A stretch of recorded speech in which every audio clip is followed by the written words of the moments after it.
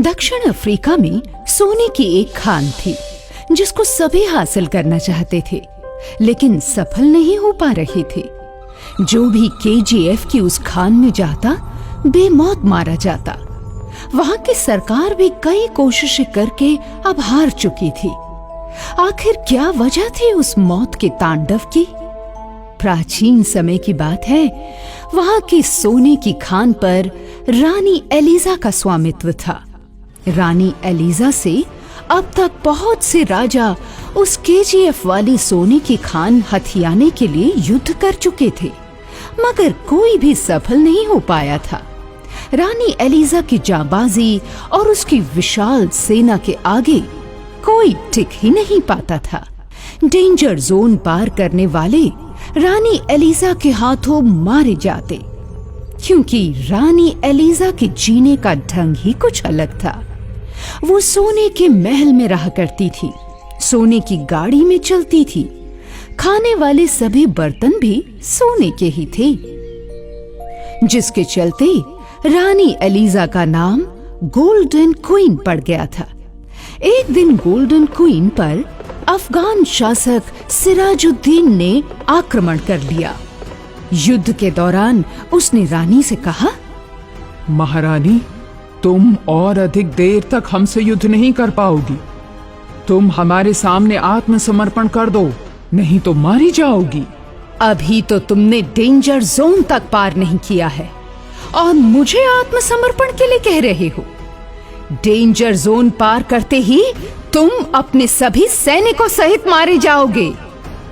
मैं danger zone भी पार करूंगा और इस सोने की खान को भी हासिल करूंगा। देखिए रानी, आपसे एक बार फिर कहता हूं, इस सोने की खान को हमारे हवाले कर दीजिए। युद्ध कर कायर, धमकियां क्या दे रहा है मुझे? दोनों युद्ध करने लगे। इस लड़ाई के समय ही वहां पर एक जोरदार भूकंप आया। सोने की खान भूकंप के झटके से गिरने लगी और उसी खान में रानी एलिजा भी दबकर मर गई। उस भूकंप से किसी तरह बचते बचाते हुए सिराजुद्दीन वहां से भाग खड़ा हुआ और रानी एलिजा के मरने की खबर देखते ही देखते हर जगह फैल गई। सभी लोग इस खबर को सुनकर अवाक रह गए कि रानी एलिजा भूकंप के झटके में मारी गई। उधर राजा सिराजुद्दीन बड़ा खुश हुआ कि उस सोने की खान को हासिल करना अब उसके लिए और आसान हो गया। उसने जैसे ही डेंजर जोन को पार करना चाहा कि वहां पर एक जोरदार धमाका हुआ और उसी समय उस विस्फोट के धुएं में से सोने जैसी चमक वाली एक भयंकर भूतनी प्रकट हुई। वो सीधी सिराजुद्दीन की तरफ बढ़ी।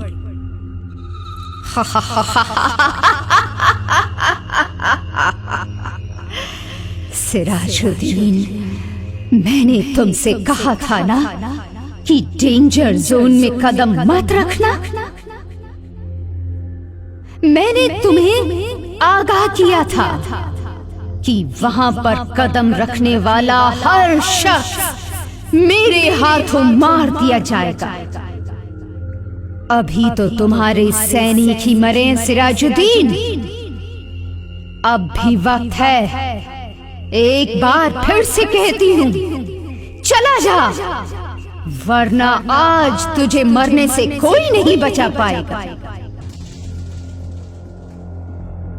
रानी, तुम ये मत समझो कि मेरे सैनिकों के मारने से मैं डर जाऊंगा। ठीक है, आज मैं जाता हूं, लेकिन वापस जरूर आऊंगा इस खान को हासिल करने के लिए। अब अगर आओगे तो मारे जाओगे सिराजुद्दीन। अगर मैं चाहूं तो तुम्हारा खेल यहीं पर खत्म कर दूं इस वक्त, मगर नहीं, मैं तुम्हारे आने का इंतजार करूंगी। मैं भी देखूंगी कि मेरी सोने की खान तुम कैसे हथियाओगे।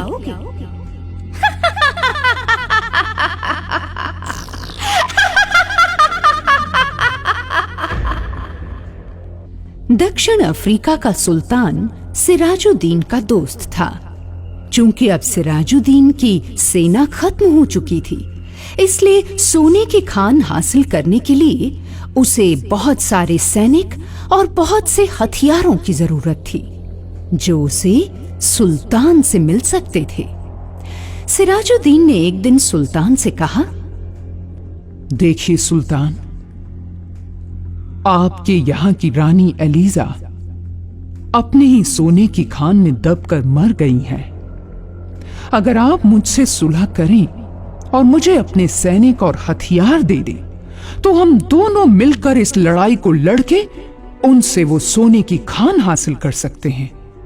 फिर ना तो आपको कभी पैसे की जरूरत पड़ेगी और ना मुझे ही कहीं हाथ फैलाना पड़ेगा। क्या कहते हैं सुल्तान, मेरी तरकीब कैसी लगी? तुम्हारी तरकीब में तो दम है सिराजुद्दीन। अमीर बनना तो हम भी चाहते हैं, मगर आपने ये नहीं बताया कि सोने की खान है कहां पर। रानी तो सोने की खान के आगे एक डेंजर जोन का जिक्र किया करती थी। क्या आप मेरे साथ चलेंगे वहां पर? हाँ, क्यों नहीं। कहो कब चलना है? जी परसों। सुल्तान और सिराजुद्दीन इस तरह सोने की खान की तरफ एक बार फिर से गए, मगर जैसे ही सुल्तान डेंजर जोन के करीब पहुंचा, उसने फौरन अपना कदम पीछे खींचा। सिराजुद्दीन ने उनसे पूछा, डर गए क्या सुल्तान? नहीं, डरे तो हमारे दुश्मन, मगर ये डेंजर जोन है सिराजुद्दीन। कहीं ऐसा ना हो कि सोने की खान हासिल करने के लिए हमारी खुद की जान ही चली जाए। डेंजर जोन वाली जगह पर हजारों सैनिकों की खोपड़ियां पड़ी थी, जिन्हें देखकर कोई भी डर जाता था। उन खोपड़ियों पर पैर रखते ही जैसे कयामत आ जाती थी। मगर सिराजुद्दीन की आंखों के सामने तो सिर्फ और सिर्फ सोने की खान चमक रही थी। जैसे ही सिराजुद्दीन ने डेंजर जोन में कदम रखा कि मरी हुई रानी एलिजा एक बार फिर से प्रकट हो गई।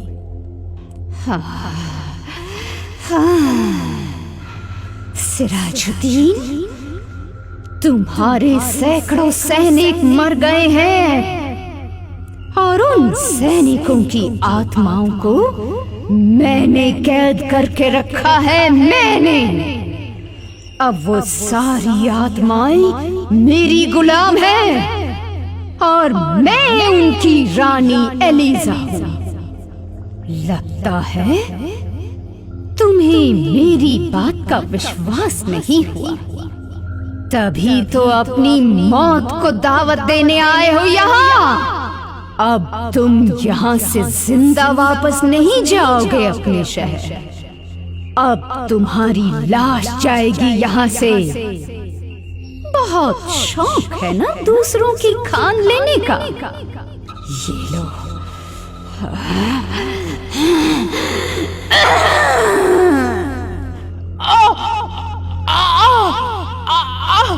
छोड़ो, छोड़ो मुझे रानी, छोड़ दो। मैं तो समझा था कि तुम अपने शरीर के साथ साथ अपनी आत्मा भी यहां दफना चुकी हो।